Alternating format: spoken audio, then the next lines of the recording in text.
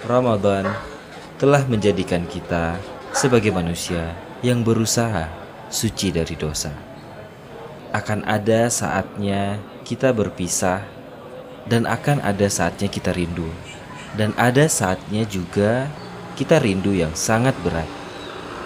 Perpisahan dengan bulan Ramadan memang tak pernah semudah itu. Siang diisi kebaikan, malam belajar Al-Quran. Ramadan menjadi penenang hati yang mulai remang-remang. Perpisahan itu ada agar kita bisa menghargai sebuah pertemuan.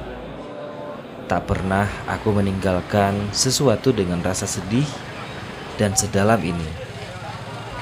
Selamat berpisah, bulan Ramadan, bulan yang suci, bulan milik umat Islam. Semoga iman dan takwa terus bertambah sampai ajal menjemput, tiada akan berubah. Menangislah wahai diri, Ramadan akan segera pergi. Waktu akan bergerak semakin cepat. Qul a'udzu birabbin nas, malikin nas. Ramadan akan berlari dan kita belum juga menjadi pribadi yang taat. Terus perbaiki diri menjadi kunci. Selamat tinggal Ramadan.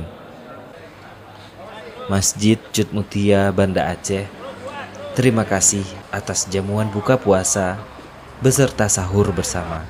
Suasana seperti ini yang akan kita rindui setahun sekali. Jazakumullahu khairan. Semoga kita semua dapat bertemu dengan Ramadan tahun depan.